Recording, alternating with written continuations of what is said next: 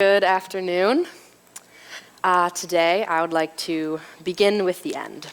So if there is one thing I hope you take away from my talk today, it is this.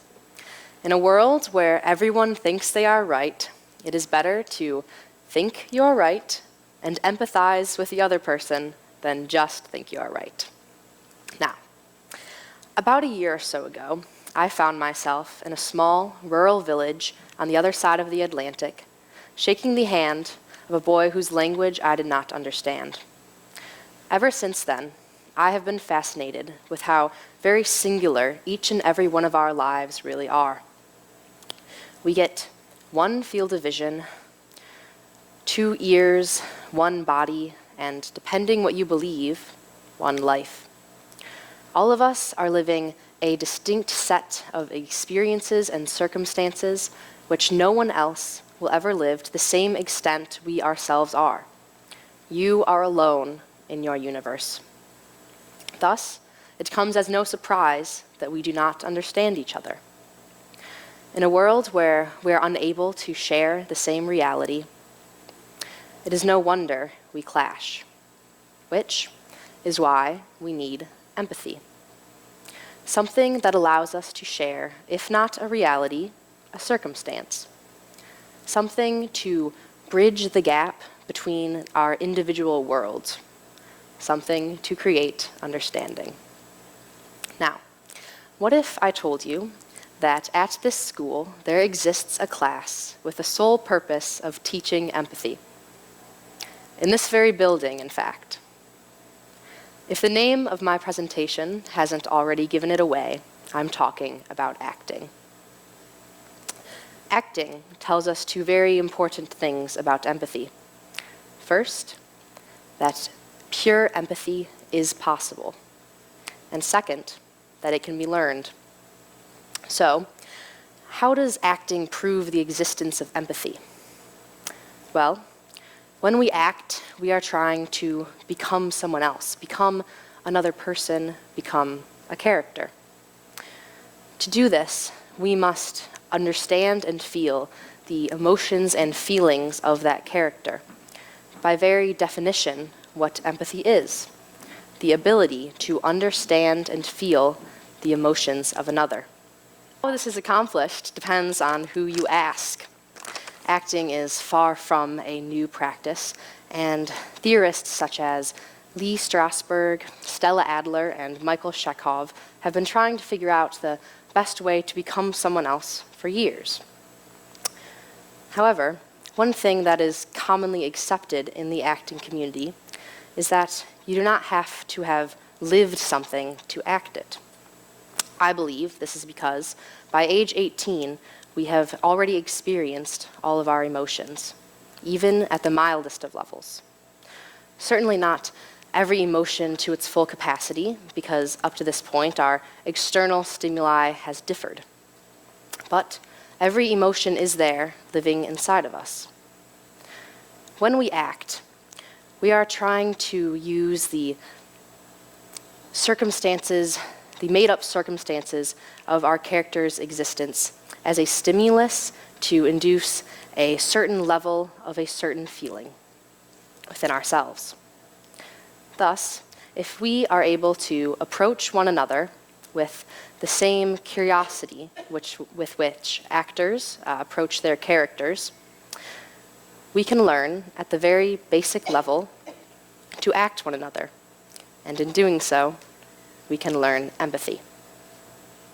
In fact, I would go as far as to say that every one of you has acted someone before, whether or not you have ever been a student of theater or film. Have you ever tried to stand in someone else's shoes, or seen the world through someone else's eyes? Konstantin Stanislavski called this the magic what if. It is a tool actors use to try and understand their characters. It begins by asking, what would I do if I were in my character's circumstance?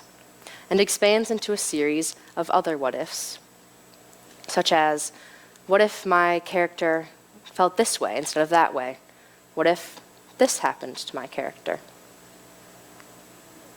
So, my challenge to all of you is to act one another, fall into the habit of acting one another as often and intensely as possible.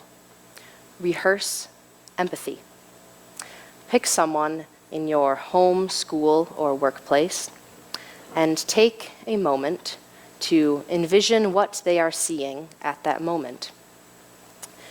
Use your knowledge of their experiences to imagine what they are feeling and feel it yourself. You don't always have to get it right. Most of the time you will not. Try acting a stranger, someone you see on the street. You'll find that with little to no knowledge of this person's life, your mind fills in the gaps. Empathy is a habit which must be rehearsed. Now, a curious thing about actors and our use of empathy is that we do not always act the good guy. Often, we must act the antagonist, the villain. We must empathize with the lowest of the low, the worst of the worst. This is accomplished by stimulating the emotions we are least proud of: greed, hatred, jealousy, apathy. If you would, I invite you all to close your eyes. I want you to think of the worst person you can imagine. Someone so awful we can hardly consider him or her human. Someone so terrible makes you sick to think of them. Now, become them. Allow their field of vision to overtake your own. Become overwhelmed by their sensory intake. Use an abstraction of their experiences to stimulate the worst attributes of yourself. Now mix in a little insanity. Now stop. Open your eyes. It's unpleasant, isn't it?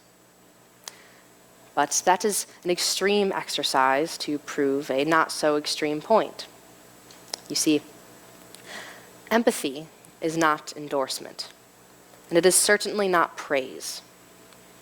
If we are to successfully practice empathy, this is a distinction we must make. We need the ability to understand while retaining the ability to pass judgment. This is because conflicts do not often arise between people who easily relate to one another. Empathizing with emotions we completely understand is too simple, too easy. We must empathize with those who we are not like. In doing so, we learn the skill of empathy while maintaining our individual, personal beliefs and ideals, much like a character carrying out actions he or she does not agree with while in character. Acting tells us that empathy does not have to have an effect on our personal beliefs or actions or ideals. Because of this caveat, I do not believe that empathy can save the world. Just because we are able to understand one another does not mean that we will all agree. But I do believe that by rehearsing empathy, those individual, singular lives and worlds we each inhabit can begin to have microscopic overlaps, and that could make all the difference. Thank you.